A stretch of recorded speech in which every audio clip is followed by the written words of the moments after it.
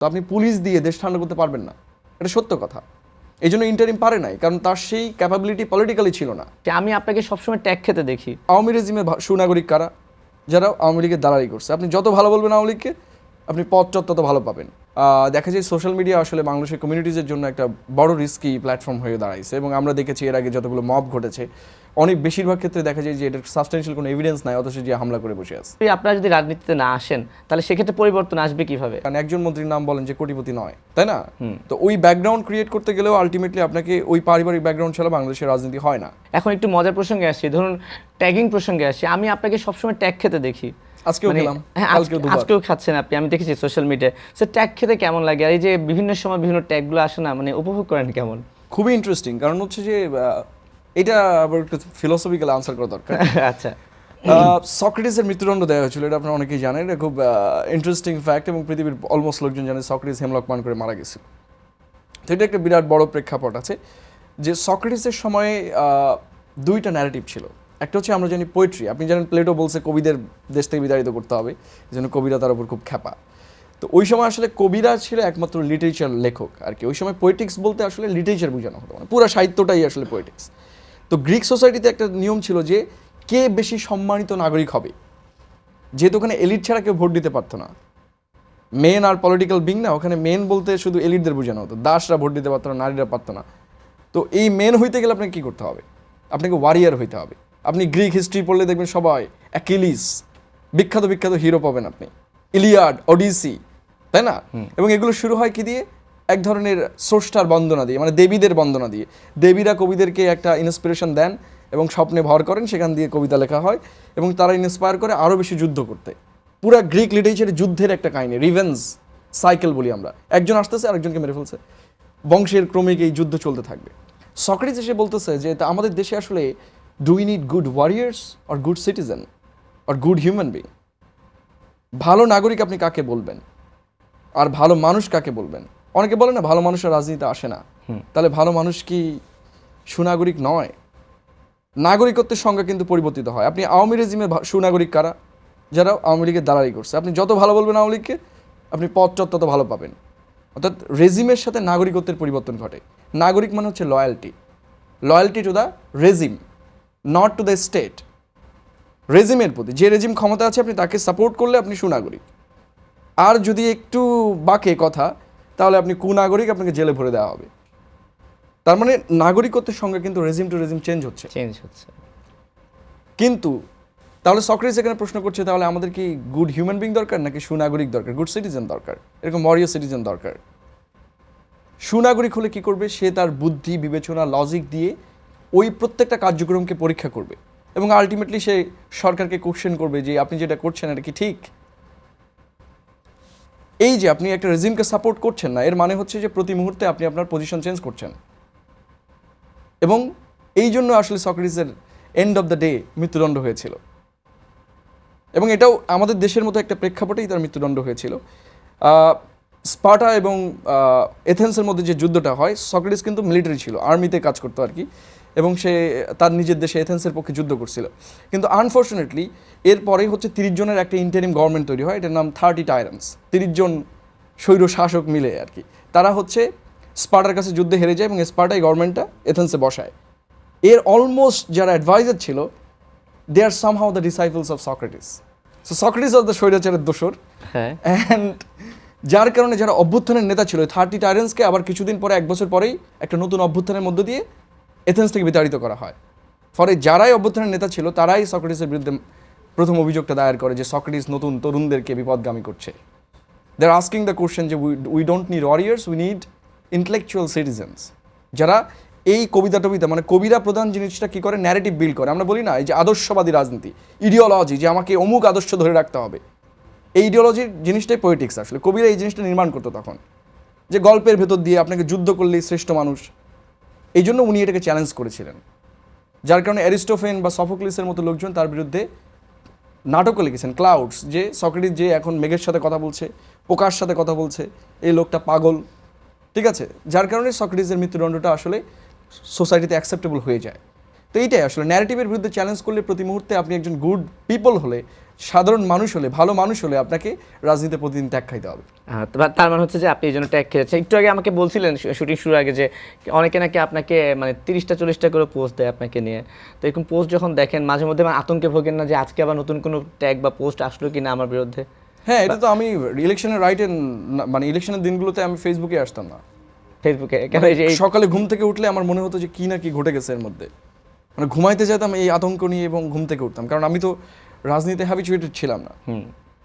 Habituated না থাকলে যেটা হয় যে বললামই, আমরা রিভিয়ার যারা অনলাইন টিচিংও আছে মোটামুটি একটা রিভিয়ার জায়গাতেই আমরা থাকি। সো সেই জায়গা থেকে আপনার বিরুদ্ধে যেরকম গালিগালাজ, মানে অশ্লীল ভাষা, আপনি কিছুদিন আগেই the fall of the bots, এই বট বাহিনীর পতনের আগে আপনি দেখেছেন না যে জীবন অতিষ্ঠ করে ফেলেছে, হাজার হাজার, মানে কোনো লজিক নাই, কিছু নাই, এমন অনেক কথা আপনি বলবেন আপনি জীবনেও শোনেন নাই, যে আপনি অমুকের দোষরা, একটা প্রুফ তো থাকতে হবে। এমন ব্যক্তিকে আপনি ট্যাগ দিচ্ছেন যেটা আমি নিজেই তো মাঝে মাঝে হাসি যে কিভাবে এটা লজিক্যালি প্রুভেন হয়। তো এই যে ট্যাগিং যেটা করা হয় এটাতে একটা অ্যাডভান্টেজ আছে, ডিসঅ্যাডভান্টেজের পাশাপাশি একটা অ্যাডভান্টেজ আছে, আপনি আপনার টার্গেটেড অডিয়েন্সের কাছে রিচ করতে পারেন। যেমন আমরা ঢাকা ইউনিভার্সিটির লোকজন হচ্ছে সিভিল সোসাইটির এক ধরনের প্রতিনিধি, কারণ আলটিমেটলি যারা রাজনীতির বাইরে আছেন তারা কিন্তু সিভিল সোসাইটিতে যাবেন, অর্থাৎ আজকে হয়তো বিউরোক্রেসিতে যাবেন, কেউ সাংবাদিক হবেন, এগুলো সিভিল সোসাইটির অংশ। তো এদের আসলে সোসাইটিটা কারা? Not the mass people. So আমাদের সোসাইটি তো সিভিল সোসাইটি, সো তাদের অন্তত এই ক্রিটিক্যাল আন্ডারস্ট্যান্ডিং বেশিরভাগ লোকেরই আছে যে কোনটা কী। তো এটা তাদের আপনাকে টার্গেটেড অডিয়েন্সের কাছে পাঠিয়ে দেয়। এবং এখানে আরও একটা ব্যাপার, যে ব্যক্তি আপনার নামে প্রোপাগান্ডা চালাচ্ছে ওর যত হেটার্স আছে they will be your friends. So automatically পলিটিক্সে আপনি কিছু অ্যাডভান্টেজ পাবেনই। না, কিন্তু এখানে তো একটা ব্যাপার আছে শামীম ভাই, যেটা আমার কাছে মনে হয় যে আপনার আমাদের দেশে যারা সোশ্যাল মিডিয়া চালায়, এখন তো গ্রামগঞ্জের মানুষও কিন্তু চালাচ্ছে, তারা কিন্তু আসলে আসলে আপনার আমার মতো অতটা বিচার করে পোস্টটা দেখে না। ধরুন এক জায়গায় লেখা থাকলো যে শামীম চোর, আমি একটা কথা বলছি, হ্যাঁ, এবং এটাকে কিন্তু অনেকে পোস্ট করছে, যেটা বট বাহিনী কথা বললেন, তখন কিন্তু একটা পর্যায়ে তৃণমূল কিন্তু বিশ্বাস করে না যে শামীম মনে হয় কোটি কোটি টাকা কামিয়েছে। হ্যাঁ, আমার সাতক্ষীরার মানুষই পোস্ট করছে, কালকে আমি 2-4 জনকে এখনো দেখলাম যে ইলেকশনের পরেও তারা এটা মানে চলমান রেখেছে, হ্যাঁ, যে অমুক তমুক এইগুলা তারা এখনো পোস্ট করে, এবং তারা নিজেও জানে না যে কিভাবে হলো, কারণ তারা ইউটিউবে দেখে যেটা ওটাই বিশ্বাস করে। সেটাই ইউটিউব হলে এবং এআই দিয়ে যে ভিডিওগুলো আসছে, কিছুদিন আগে একজন ব্যক্তি দেখলাম যে তারেক রহমান সাহেব হেঁটে যাচ্ছেন, বলছেন যে এখানে কমেন্ট করলে 50,000 টাকা পাওয়া যাবে, এআই এবং সবাই হাজার কমেন্ট করছে, কমেন্ট করে ঝাঁপিয়ে পড়েছে, ফ্যামিলি কার্ড পাওয়া যাবে, নগদ বিকাশ অ্যাকাউন্টও দিচ্ছে যে কমেন্ট সেকশনে, মানে তারা এটা বুঝেই না যে এটা এআই। সো এই যে মিডিয়া লিটারেসি, এটা বাংলাদেশে খুবই সংকট, এবং দেখা যায় সোশ্যাল মিডিয়া আসলে বাংলাদেশের কমিউনিটিজের জন্য একটা বড় রিস্কি প্ল্যাটফর্ম হয়ে দাঁড়াইছে। এবং আমরা দেখেছি এর আগে যতগুলো মব ঘটেছে, অনেক বেশিরভাগ ক্ষেত্রে দেখা যায় যে এটার সাবস্টেন্সিয়াল কোনো এভিডেন্স নাই, অথচ যে হামলা করে বসে আছে, এবং পোস্ট করে শেষ, একটা পোস্ট দেখে হামলা করে ফেলছে। সো এটা হচ্ছে যে খুবই দুর্ভাগ্যজনক, এবং আমরা এই জন্য বাংলাদেশের সরকারি প্রতিষ্ঠান হিসেবে একটা ফ্যাক্ট চেকিং প্রতিষ্ঠান আসলে করা দরকার ছিল। আবার অনেকে সরকারি প্রতিষ্ঠানকে সবাই ট্রাস্টও করতে চায় না, মোটামুটি একটা থার্ড আই বাংলাদেশে দরকার ছিল যারা ফ্যাক্ট চেকিংগুলো করবে। আবার মানুষ ফ্যাক্ট চেকিংও বোঝে না, এটাও ঠিক। সো এটা পুরো বিশ্বে আসলে শিকার হচ্ছে, এবং আস্তে আস্তে মানুষ এটা হ্যাবিচুয়েটেড হয়ে যাবে, যেহেতু এই জিনিসটা নতুন করে শুরু হয়েছে। কিন্তু এটা আসলে দিন যত যাবে হুমকি হয়ে দাঁড়াবে, আমি বলবো। মানে এই ধরনের পোস্টগুলো আর কি, যেটা পোস্ট দিয়ে দিলাম, মানুষকে একটা ট্যাগ দিয়ে দিলাম, এবং সেটাই মানুষ বিশ্বাস করে। না, এটার একটা নেগেটিভ মানে পজিটিভ দিকও আছে, যে আপনার যত বেশি এটা বাড়বে, একটা সময় মানুষ এটাকে পাত্তাই দিবে না। ভুয়া আপনি দেখেন না, মানে একটা ট্রেন্ড শুরু হয়েছিল যখন করোনা শুরু হয়েছিল, মানুষ বেকার বসেছিল বাড়িতে, তো বেকারদের কাজকে একজনকে হাই দিলেও এক্সপোজ করে দিত, দেখেছেন না, মানে হাজার হাজার, প্রতিদিন হাজার হাজার। ফলে এখন যদি সিরিয়াস এক্সপোজ হয়, মানুষ এটাকে হাস্যকর ভাবে না, অর্ধেক লোক আপনার পক্ষে। এবং আরেকটা বিষয় আছে, রিয়েল ভিডিও হলো অনেকে এআই বলে, এখন বলছে এটা মনে এআই, বিশ্বাস করার মতো বিষয় না। সো এখানে এই জিনিসটা কিছুদিন পরে হবে যে সোশ্যাল মিডিয়াতে কিছু আসলে লোক বিশ্বাস করবে না। আচ্ছা, ঠিক আছে, আমাদের সময় স্বল্পতা, আপনার সঙ্গে আমাকে আরো অনেক বিষয় নিয়ে কথা বলতে হবে। বইমেলায় গিয়েছেন নাকি? আপনার একটা পেজ আছে বইয়ের খোঁজে শামীম, আমি জানি আপনি বইমেলায় আমি 2 দিন গিয়েছি। হ্যাঁ, গিয়েছেন, কেমন দেখছেন এবার বইমেলা? এবার বইমেলা যেহেতু একটা মানে ফুল ফুটুক আর নাই ফুটুক, আজ বসন্ত, মানে একটা সময়ের ব্যাপার আছে, বাংলাদেশের ট্র্যাডিশনের ব্যাপার আছে। যেহেতু রমজান মাসে হয়েছে, এটা আসলে ট্র্যাডিশন ধরে রাখার জন্য জাস্ট বইমেলাটা দেওয়া হয়েছে। তো সেই হিসেবে লোকজন খুবই কম, এবং অনেক প্রতিষ্ঠানের দিনের সেলিংও 1000 টাকারও নিচে দেখলাম, যে তারা যে লোকজন রেখেছেন ওইটার যে ফি দিতে হবে তাদেরকে, অনারিয়াম আর কি, সেটাই উঠবে কিনা সন্দেহ আছে কিছু জায়গাতে। শুক্রবারে অবশ্য বেশ ভালো লোকজন হয়েছিল, এটাই আর কি। এবং বইমেলায় এবার নতুন বইয়ের সংখ্যা খুবই কম আর কি, খুবই কম আসলে। সময়টা এমন হয়েছে, এক ইলেকশনের পর তারপর রমজান মাস চলছে, এবং অনেক প্রতিষ্ঠান আগেও জানিয়েছিল যে তাদের বইমেলা লস প্রজেক্ট হবে। তো সেই হিসেবে আবার সরকারও চেষ্টা করেছে ওয়েভার দেয়ার আর কি, যেহেতু এটার ফি নাই এবার কোনো স্টলের। তো কন্টিনিউটির জন্য বইমেলা ঠিকই আছে, মানে এই সময়ের জন্য এইটুকুই মোটামুটি ঠিক আছে। রিসেন্টলি আমি দেখেছি আপনাকে এই প্রশ্ন আরও অনেকেও করেছে, আমিও করতে চাই। ধরুন ডাকসু নির্বাচনের পরে যে হচ্ছিল যে ডাকসু নির্বাচনে যারা প্রার্থী হয় বা যারা জয়ী হয় তাদের কিন্তু একটা সময় আমরা আসলে রাজনীতিতেই দেখতে পাই আর কি, তাই না? শামীম রাজনীতিতে আসছে না কেন, আসবে না কেন, অ্যাক্টিভ হবে না কেন? না, আমি ডাকসু নির্বাচনে জয়ী হইনি, তো পরাজিত। পরাজিত, হ্যাঁ। পরাজিতরা কেন না, নির্বাচন? আমি তো বলছি যে মানে পরাজিত হলে কি রাজনীতি করা নিষিদ্ধ নাকি? না, ডাকসু নির্বাচনের অংশগ্রহণ ইতিহাসে তো এমন অনেক করেছেন। ব্যক্তি আছে যারা ডাকসুতে 3বার ফেল করে বাংলাদেশের সর্বোচ্চ টপ 3 লিডার্সের মধ্যে গেছে, এবং এটা হিউজ পরিবারে। ডাকসুতে ফেল করলেও তারা অনেক বড় নেতা হয়, পাস করলে আবার একটু কম নেতা হয়েছে আর কি। নুরুল হক নুরু ভাই হয়েছে, কিন্তু এর আগেও অনেক নেতাকে আমরা দেখবো, ডাকসুর বিখ্যাত নেতা, তারা এখন কোনো রাজনীতিতে নাই, মানে ওরকম প্লেসমেন্ট করতে পারে নাই। দিন শেষে তারা বিভিন্ন জায়গায় বেরিয়ে গেছে টাসেলের কারণে আর কি, পার্টি টাসেল। মানে আপনি যখন ঢাকা ভার্সিটি থেকে ভিপি হয়ে যে আপনি পার্টিসিপের কথা তো শুনতে চাইবেন না, তাই না? সো এইসব কারণেও অনেক দ্বন্দ্ব আমরা দেখেছি যে পরে ডাকসু নেতারা ছোট পজিশনে চলে গিয়েছে, তাদেরকে আসলে দমায় রাখা হয়েছে এইসব জায়গাতে। তো আমার যেটা কথা ছিল, আমি ডাকসুর আগেই বলেছিলাম যে আমি ভিপি হলেও শিক্ষক হব, না হলেও শিক্ষক হব, কারণ আমি I love this profession. So professional জায়গাতে সবাইকে রাজনীতিবিদ হতে হবে এমন কোনো কথা নেই, এবং পার্লামেন্টারিয়ানও হতে হবে এমন কোনো কথা নেই। আমি এখনও যেটা করছি এটাও রাজনীতি, অ্যাক্টিভিজম করছি, মানুষের জন্য কথা বলছি। আলটিমেটলি আসলে ক্ষমতায় গেলে অনেক ধরনের রেস্ট্রিকশন তৈরি হয়, এবং আমরা বাইরে থেকে ক্ষমতাকে যেভাবে দেখি এরকম না, আমাদের অনেকগুলো, বললাম না, অনেকগুলো গোষ্ঠী দ্বন্দ্ব আমাদেরকে মিট করতে হয়। সো আমি যেমন বিএনপি সরকারকেও গালাগালি করি, সব সরকারকে আমরা, যে সরকারে আসুক, আমাদের কাজই হচ্ছে সরকারকে বিরোধিতা করা, এবং সেটা সাবস্টেন্সিয়ালি কনস্ট্রাকটিভ বিরোধিতা করা, না হলে সরকার অ্যাবসলিউট পাওয়ার চেষ্টা করবে। কিন্তু সরকারের অনেকগুলো সীমাবদ্ধতা আছে, সে চাইলেই কিন্তু 5 দিনের ভেতরে দেশ কন্ট্রোল করতে পারবে না। এর জন্য অনেকের 15 বছর লেগেছে এই স্ট্যাবিলিটিতে নিয়ে আসতে গেলে, কারণ আপনাকে ওই ওয়ার্ড পর্যন্ত রিচ করতে হবে, পুরো পার্টি ওয়ান সেন্ট্রিক করতে হবে, আদারওয়াইজ আপনি কখনোই একটা কর্মীকে ধরে আনতে পারবেন না। এই যে চাঁদাবাজ নিয়ে নানা ধরনের অভিযোগ উঠছে, এবং আমি প্রচণ্ড সমালোচনা করি যে একটা দেশে এভাবে চাঁদা চলতে পারে না, কিন্তু বিএনপি চাইলে কি এটা একদিনে গোটায় আনতে পারবে না, কারণ ওর কন্ট্রোল কিন্তু ওর লোকাল লিডারের কাছে আছে, সেন্ট্রাল লিডারের কাছে নাই। সো এই যে ব্যাপারগুলো আছে, আমরা যে সমালোচনার জায়গাটা জারি রাখা, এটা খুব গুরুত্বপূর্ণ। শুধুমাত্র পার্লামেন্টে গেলেই যে আমি যখন ক্ষমতায় মসনদে বসবো তখন আমার কাছে অনেকগুলো রিয়েলিটি হাজির হবে, যেটার কারণে আমি আসলে মানুষের কথা বলতে পারবো না। সো আপনি কি রাজনীতিতে আসছেন না এমন কিছুই? আপাতত নয়, তবে ভাগ্য কখন কোথায় কাকে কোথায় নিয়ে যায় সেটা আসলে ঠিক বলা যায় না। মানে দরজা খোলা আছে কিন্তু আমি দরজার পাশে আপাতত যাচ্ছি না, ব্যাপারটা মনে হয় হ্যাঁ, কি? আমি আমার প্রফেশনে থাকতে চাই। হ্যাঁ। যদি কখনো মনে হয়, হ্যাঁ, কখনো মনে হয়। মানে অর্ডিনারি ম্যানরা এক্সট্রা অর্ডিনারি টাইমে আসলে এক্সট্রা অর্ডিনারি কিন্তু হয়ে উঠছে। না, মানুষ তো এখন বলে যে 24শে জুলাই আগস্টের পরে যে পরিবর্তন এসেছে সেখানে তো তারুণ্য রাজনীতিতে আসা উচিত, বা বিশেষ করে যেমন আমি আপনার কথা বলতে পারি যে আপনি অনেক রাজনৈতিক সচেতন, আপনি বই পড়ছেন, শিক্ষকতা করছেন, ডাকসু নির্বাচনে অংশগ্রহণ করেছেন, তো একটা অভিজ্ঞতা কিন্তু আছে। So আপনারা যদি রাজনীতিতে না আসেন তাহলে সেক্ষেত্রে পরিবর্তন আসবে কিভাবে? না, এখানে বাংলাদেশে তো আসলে পরিবর্তন তো আসবে কিভাবে এটা বলা যাবে না। আলটিমেটলি বাংলাদেশের মন্ত্রী ছেলেই মন্ত্রী হয়। আমরা কয়েকজনকে দেখেছি যাদের হচ্ছে অনেক রকম ব্লেম দেওয়া হচ্ছে, অমুকের সাথে জোটে গিয়েছে, এনসিপি থেকে যারা হয়েছেন তারা বেশিরভাগই তারাই একমাত্র তারুণ্যের প্রতিনিধি আমরা বলতে পারি। এক্স্যাক্টলি তারা যেভাবে রাজনীতি যেটাই করুক না কেন, আলটিমেটলি তাদের পাশ করতে গেলে যে কষ্টটা করা লাগছে, তারা একমাত্র রুট থেকে উঠে আসছে। বাকিরা তো দেখবেন যে আপনি যদি মন্ত্রিসভার দিকে তাকান, একজন মন্ত্রীর নাম বলেন যে কোটিপতি নয়, তাই না? তো ওই ব্যাকগ্রাউন্ড ক্রিয়েট করতে গেলেও আলটিমেটলি আপনাকে ওই পারিবারিক ব্যাকগ্রাউন্ড ছাড়া বাংলাদেশের রাজনীতি হয় না। এটা ট্রু। মানে আমি যদি আমার ছেলেকে রাজনীতিবিদ বানাতে চাই তাহলে আজকে পর্যন্ত আমাকে উপজেলা চেয়ারম্যান পর্যন্ত থাকতে হবে। হ্যাঁ, ঠিক আছে, তো পরবর্তীতে সে হয়তো এমপি ইলেকশন করতে পারবে। তো এই পারিবারিক ব্যাকগ্রাউন্ড ছাড়া বাংলাদেশের রাজনীতি এখনও পসিবল না। এটা একটা ডাইনাস্টিক্যাল শাসন চলছে এবং এটা এখনও ভাঙতে পারি না আমরা, এবং সেই স্পেস আমাদের ক্রিয়েট হয় না। এর প্রথম ব্যাপারটা হচ্ছে যে আমরা রাজনীতিতে শুধু পলিটিক্সটা দেখি, পলিটিক্সের নিচে একটা ইকোনমি আছে। এই জন্য আগে সাবজেক্টের নাম ছিল পলিটিক্যাল সায়েন্স না, পলিটিক্যাল ইকোনমি। রাজনীতি করতে গেলে পয়সা খুব গুরুত্বপূর্ণ, টাকা খুব গুরুত্বপূর্ণ, কিন্তু আলটিমেটলি আমি তো জনগণের রাজনীতি করব। কিন্তু আমার সংগঠন চালাতে গেলে যে স্ট্রাকচারাল খরচ আছে, এটাকে কোথায় পাবো আমি? একটা ইলেকশন করতে গেলে আবার দেখবেন যে কর্মীরা বলে চা খাওয়ান, এটা সত্য কথা, মানে রিয়েলিটি আপনাকে মানতে হবে। না খাওয়ালে আবার তারা অখুশি। তো এই টাকাটা ধরেন আমি যদি মাস্টারি করি 10 বছরও করি, 50 কোটি টাকা ইনকাম করলেও আসলে এটা দিয়ে ইলেকশন করা মানে সম্ভব না বাস্তবতায়। কিন্তু কাগজে লিখবো হয়তো সম্ভব, বাস্তবতায় তো আসলে সম্ভব নয়। তো সেই যে তরুণদের আপনি তুলে নিয়ে আসবেন, এই ফিনান্সিয়াল ব্যাকআপ তারা কোথায় পাবে? যদি আপনার টাকা চাই বলবেন আপনি বিকাশ শামীম, বিকাশ নুরু, তো এই টাকাগুলো তারা কোথায় নিয়ে গেছে? তারা বিদেশে নিয়ে চলে গেছে। আলটিমেটলি তো এদেশের মানুষের রাজনীতি করতে গিয়েই তাদের এটা ব্যয় করতে হয়েছে। কিন্তু বাকিরা কি করছে, তারা চাঁদাবাজি করছে, তারা অন্য জায়গা থেকে নিচ্ছে, ব্যাংক ডিফল্ট কিন্তু হচ্ছে। এখানেও কিন্তু তারা একটা ব্যাপার সম্মান। আছে শামীম ভাই, এবার নির্বাচন অনেকে কিন্তু যে ক্রাউড ফান্ডিং করে নির্বাচন করেছে, হ্যাঁ, সেটাকেও right, কিন্তু অনেকে আবার বলছে আমার টাকায় সে ভোট করবে, আমি কেন তাকে টাকা দিব, এই এটা তো আমি বিষয়টা বললাম। বিষয়টা কিন্তু এখন তার মানে আপনি মানুষের মধ্যে আপনার আসেনি। প্রতিনিধিকে আপনি এই জিনিসটা বুঝবেন না যে ভাই আপনার টাকা মেরে দিয়ে আমি কোথায় যাব। যেমন আমি হচ্ছে নূর ভাই কথা বলি, তাকে নিয়ে অনেক বিকাশ টিকাশ করা হয়েছে, তো সে টাকা নিয়ে কি দেশ থেকে পালায় গেছে? তার কয় টাকা আছে আপনি দেখান, দুদক আছে তো আপনি দেখান। কিন্তু তার বিরুদ্ধে হেড ক্যাম্পেইন ধরুন আওয়ামী লীগ চালায় গেছে, সেটা অনেকে কন্টিনিউ রাখছে, মানে ওই ন্যারেটিভই তারা এখনো প্রতিষ্ঠা ওই করছে। যে ট্যাগটা কিন্তু লেগে কিন্তু গেছে। ওই টাকা দিয়ে আজকে যারা অভ্যুত্থানের নেতা হয়েছে, উনি যখন একটু ক্রাউড ফান্ডিং করেছেন, তিনি তো বাড়ি ভাড়া করে এই ছাত্র নেতাদের রাখতেন, কারণ এই ছেলেগুলো হলে জায়গা পায় নাই।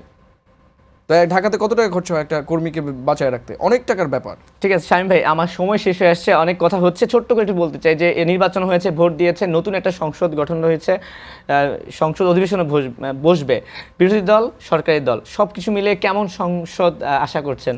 না, এটা মনে হচ্ছে এবার একটা এক্সাইটিং ব্যাপার হবে, যদিও কিছু ব্যাপারে আমরা জানি না এখনো। যেমন সংবিধানের এবার অনেকগুলো ব্যাপার আছে যেগুলো রিফরমেশনের দিকে যাচ্ছে, যেহেতু আমরা একটা অভ্যুত্থানের পরবর্তীতে সংবিধান সংশোধন বা রিফরমেশন, পরিবর্তন, পরিমার্জন ইত্যাদি বিষয়ে আলাপ হবে। সো আমরা এমন অনেক ক্যান্ডিডেট পাইতে পারি যারা হয়তো খুব ভালো বক্তব্য দেয়, কিন্তু সংবিধান সম্পর্কে আমাদের ক্লারিটি থাকতে হবে, এটা খুব গুরুত্বপূর্ণ। কারণ এটা তো আসলে মজার ব্যাপার না, এটা ওভারঅল একটা 1% পিপল যদি দেশের বাদ যায় তাহলে ওটা ফেইল্ড কনস্টিটিউশন, মানে সব পিপলকে আপনাকে এর ভেতরে নিয়ে আসতে হবে। এবং আমরা বিরোধী দলে অনেক এক্সাইটিং ক্যান্ডিডেট পেয়েছি, যেমন রুমিন ফারহানা আপু, যদিও ওনাকে ওনার বিভিন্ন বক্তব্য আমি বিভিন্ন সময় কাউন্টার দিয়েছি, but she is amazing in speech. So উনি যদি বিরোধী দলে থাকেন, এবং আমিও চাইছিলাম যে নুরুল হক নূর এবং আন্দারি রহমান পার্থ ভাই ওনারা যেন বিরোধী দলে থাকেন, তাহলে দেখা যায় তো সংসদে সরকারি দল প্রতিদিন সরকারি দলই ওয়ার্কআউট করে হয়তো বাইরে চলে যাইতো, যে আমরা এর মধ্যে আর থাকবো না, ঠিক আছে। সো হয়তো আমরা এবার যেভাবে নেটফ্লিক্স দেখি এভাবে হয়তো সাবস্ক্রিপশন কিনে সংসদ দেখতে পারি। অধিবেশন দেখবো, মানে তার মানে এটা হচ্ছে দেখার যে- জন্য আমিও আই এম এগারলি ওয়েটিং। হ্যাঁ, আমিও আছি, মানে তার হচ্ছে একটা আসলে আমরা একটা জমজমাট অধিবেশন দেখতে যাচ্ছি, সংসদ দেখতে যাচ্ছি, এবং আমার কাছে মনে হয় এটাই গণতন্ত্রের সৌন্দর্য, Right. যে বিরোধী দল সরকার দল একে অপরকে ঘায়াল করার চেষ্টা করবে, এবং দিন শেষে কিন্তু উপকারটা আমাদের নাগরিকদেরই হবে। রাইট। আপনি খুব ভালো কবিতা আবৃত্তি করেন, রাইট? ভালো না, আমি মাঝে মাঝে করি আর কি, আমি যেহেতু প্রফেশনালি কখনো এটা করি নাই, প্রশিক্ষণও নেই নাই, যেটা আছে আর কি ভেতর থেকে যেটুকু পারি আর কি। আমি যদি আজকে সেটা দিয়ে শেষ করতে চাই, পসিবল তো? বললে চেষ্টা করা যায়, কিন্তু কবিতা সার্চ করতে হবে আর কি। সার্চ করতে হবে, তাহলে একটু পরে সার্চ করেন, একটু পরে শেষ বেশ করে মানে শেষ করে নিই। সেটা হচ্ছে যে ঈদ করতে যাচ্ছেন কোথায়, ঈদ করবেন কোথায়? ঈদ তো অবশ্যই সাতক্ষীরাই করবো, সাতক্ষীরায় করবেন, আমার নিজের গ্রামের বাড়িতে। নিজের গ্রামে গিয়ে। এখনো মানে গ্রামে গেলে তো ট্যাগ খান মনে হয় মাঝে মধ্যে, দু একজন বলে না এই ছাত্রলীগ থেকে বা থেকে আসছে। হ্যাঁ, এটা তো সবসময়, এটা তো সবসময়। সবসময় আছে, একটা নিরাপত্তার ব্যাপার আছে, যেহেতু আমার এলাকার ডিফারেন্ট পলিটিক্যাল স্ট্রাকচার। হ্যাঁ, বাট আমার কাছে- এখনো কি আপনি অনিরাপদ বোধ করেন? ইলেকশন চলে গেছে, ডাকসু আমি নির্বাচন। সবসময় অনিরাপদ বোধ করি, কারণ যেহেতু আমাকে যে সকল ট্যাগিং দেওয়া হয়েছে তাদের একটা হিউজ ফ্যান বেজ আছে, এবং সেই ফ্যান বেজ তাদেরকে অন্ধভাবে বিশ্বাস আচ্ছা। করে, তাদের তো সব অন্ধভক্ত। মানে যদি আপনার লজিক থাকতো তাদের ভক্ত হওয়ার কোনো প্রশ্নই উঠতো না। সুতরাং তাদের যারা অনুসরণ করে তাদের লজিক আমার দৃষ্টিতে, ইন মাই ওপিনিয়ন, আমি তাদেরকে ডিহিউম্যানাইজ করছি না, বাট লজিক্যালি আসলে বিচার করলে অনেক লজিক্যাল ফ্যালাসি তারা ব্যবহার করেন। তো তাদের বেশিরভাগ ভক্তই আসলে না বুঝিয়েই আসলে ইয়েটা করেন, এবং এটা নিয়ে আমার তাদের প্রতি কোনো হেট্রেড নাই, কারণ মানুষ আপনাকে ঘৃণা করবে, ভালোবাসবে, দুইটাই আসলে আপনাকে গ্রহণ করতে হবে আপনি যদি রাজনৈতিক পথে আসেন। এবং এটাই, আপনি যদি হেট কেউ না করে তাহলে বুঝবেন আপনি রাজনীতি করছেন না। ঠিক আছে আপনি রাজনীতিতে শামীম fail ভাই, করছেন। আপনার সঙ্গে আরো বলবো, আরেকদিন বলবো, আরো অনেক কথা হবে আই থিঙ্ক। শেষমেশ বলতে চাই যে কিছু মানুষ তো তবু আপনাকে ভোট দিয়েছে, তাই না? বিপুল ভোটে পরাজিত হলো, কিছু মানুষ ভোট দিয়েছে, কিছু মানুষ শামীমকে ভালো জানে, আবার কিছু মানুষ সবসময় হেট করে, ট্যাগ দেয়। জাস্ট সবার উদ্দেশ্যে একটা ওভারঅল কিছু বলে দেন না। সবার উদ্দেশ্য হচ্ছে যে মানে রাজনীতিতে থাকলে মানুষের বিরোধিতা থাকবে, প্রতিযোগিতা থাকবে, এবং নানা বিষয়ে মানুষের সাথে আপনার কন্ট্রাডিকশন করবে, কিন্তু এর মানে এই না যে আমরা কোনো ব্যক্তিকে মানুষ হিসেবে ট্রিট করব না। আলটিমেটলি আজকে আপনি যাকে খারিজ করছেন, আপনার নজরুলের একটা কবিতা পড়েছেন, নজরুলের একটা মানুষ কবিতা আছে, সেই মানুষ কবিতার প্রধান কথা হচ্ছে যে আজকে যাকে আপনি একজন শূদ্র বলে বা একজন নিচু জাতির বলে চর মারলেন, কালকে তার ভেতরে মসিহা চলে আসতে পারে, এমন অনেক ব্যক্তি চলে আসতে পারে যে ব্যক্তি আপনাদের পুরা জাতির ত্রাণকর্তা হয়ে উঠতে পারে। অর্থাৎ আজকে যাকে আপনি খুন করবেন সেই হয়তো কালকে আপনাকে বাঁচাতো। ফলে আমাদের এই মানবিকতার রাজনীতি করতে হবে। আলটিমেটলি আমরা দিন শেষে সবাই মানুষ, এবং আমাদের মৃত্যুর পরে আসলে আমাদের শেষ জানাজাটা যাতে আমাদের দেশে হতে পারে, এই জায়গাটা আমাদেরকে এনশিওর করতে হবে, যে এভাবেই আমরা রাজনীতি করব, যে দিন শেষে আমি মারা গেলে যেন 10 জন ব্যক্তি আমার মৃত্যুর দিনে উপস্থিত হয়, এটা যেন খুঁজে পাওয়া যায়। সো এভাবেই আমাদের রাজনীতিতে থাকা উচিত। ঠিক আছে শামীম ভাই, আপনাকে অসংখ্য ধন্যবাদ। একই সঙ্গে নতুন পেশায় যুক্ত হয়েছেন, শিক্ষকতা। একটু ইচ্ছা ছিল এটা নিয়ে কথা বলবো, কিন্তু সময় স্বল্পতার জন্য মানে বলতে পারিনি। আশা করি খুব ভালোভাবে এগিয়ে যাবেন। দর্শকদেরকে বলছি যে দর্শক বিদায় নেব, নেওয়ার আগে অবশ্যই শামীমের মানে কণ্ঠে একটি কবিতা আবৃত্তি শুনতে শুনতে বিদায় নেব। যারা সঙ্গে ছিলেন ভালো থাকবেন ভাই। তাহলে কোনটা দিয়ে শেষ করা যায়? এটা আমি ডাকসুর আগে অবশ্যই করেছিলাম। আমার খুব প্রিয় কবিতা, রুদ্র মোহাম্মদ শহীদুল্লাহর কবিতা, আমি সেই অভিমান। কাকে উৎসর্গ করবেন? আছে কেউ উৎসর্গ করার মতন? না, আমি হচ্ছে আমার যারা রাজনৈতিক ভাবে আমাকে রাজনীতিতে দেখতে চায় তাদের জন্য কবিতাটাই উৎসর্গ করি। আচ্ছা ঠিক আছে, তাহলে আমরা এই কবিতাটা দিয়ে হচ্ছে আজকে এখানে শেষ করছি। আমি সেই অভিমান, কবি রুদ্র মোহাম্মদ শহীদুল্লাহ। আমি সেই অবহেলা, আমি সেই নতমুখ, নীরবে ফিরে যাওয়া অভিমান ভেজা চোখ। আমাকে গ্রহণ করো, উৎসব থেকে ফিরে যাওয়া আমি সেই প্রত্যাখ্যান, আমি সেই অনিচ্ছা নির্বাসন বুকে নেয়া ঘোলাটে চাঁদ। আমাকে আর কি বেদনা দেখাবে, তপ্ত সীসার মতো পুড়ে পুড়ে একদিন কঠিন হয়েছে শেষে, হয়েছে জমাট শিলা। তবু সেই পাথরের অন্তর থেকে কেঁদে ওঠে একরাশ জলের আকুতি। ঝর্ণার মতো তারা নেমে যেতে চায় কিছুটা মাটির শরীরে। আমি সেই অবহেলা, আমি সেই অভিমান, আমাকে গ্রহণ করো। ধন্যবাদ আপনাকে, অনেক কথা বললাম, ভালো লেগেছে। আর দর্শক, এতক্ষণ আড্ডা দিচ্ছিলাম শামীম হোসেনের সঙ্গে। আশা করি আপনারাও আড্ডাটা উপভোগ করেছেন। যে যেখানে থাকবেন ভালো থাকবেন এবং সময় টেলিভিশনের সঙ্গে থাকবেন।